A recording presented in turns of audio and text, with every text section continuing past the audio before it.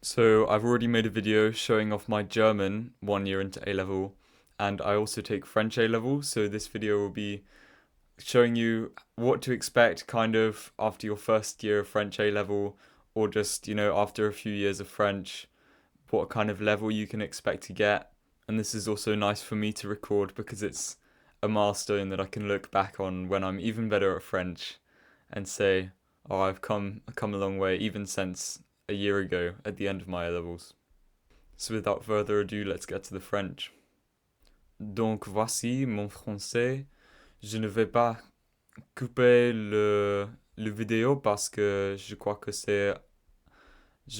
c'est important que on voit réellement dans temps réel le français d'un étudiant de quelques années, quelques années. Donc, combien de temps j'ai appris le français? J'apprends le français depuis, je dirais 7 ans. Donc, beaucoup, beaucoup plus long que l'allemand, mais pour les, pour les premiers 3 ans de mon voyage d'apprendre le français, je dirais que c'était assez inefficace. Mais maintenant que je suis dans les A-levels, je dirais que c'est assez rapide mon progression de français. Mais il y a quelques challenges dont j'ai fait face pour apprendre le français.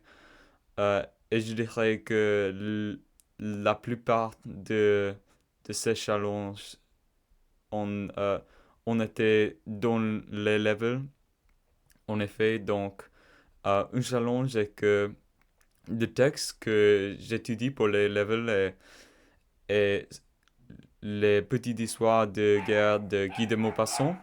D'accord. Oui, un challenge est que les mots dans les petites histoires de Guy de Maupassant euh, sont aussi vieux.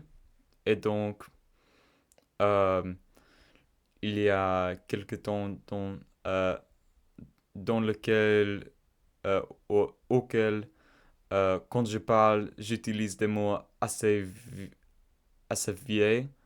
Et ça, c'est un challenge. Ça, c'est un challenge pour moi quand je parle dans la vie réelle que j'utilise quelques mots inefficaces ou inutiles parce qu'ils sont trop vieux.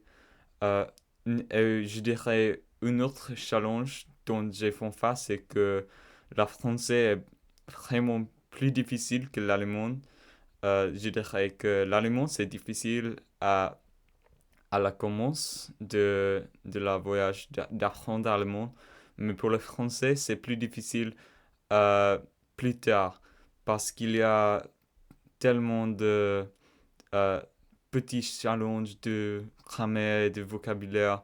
Pas vraiment le vocabulaire, mais avec le grammaire, il y a vraiment beaucoup de petits pots de grammaire euh, avec, avec lesquels euh, on doit être vraiment euh, soigneuses, je dirais vraiment soigneuses parce qu'ils sont vraiment, vraiment petits, mais dans les examens, je dois savoir tout euh, parce sinon, je ne vais pas réussir mon examen. Et donc, ce petit peu de grammaire sont vraiment rébarbatifs, je dirais, pour les apprendre de français. Et non, je ne peux pas parler assez couramment que l'allemand, mais ce n'est pas mal. Et j'espère que euh, j'ai... Oh my god. J'espère que je peux réussir mon examen à la fin de l'année scolaire. Merci beaucoup, like and subscribe.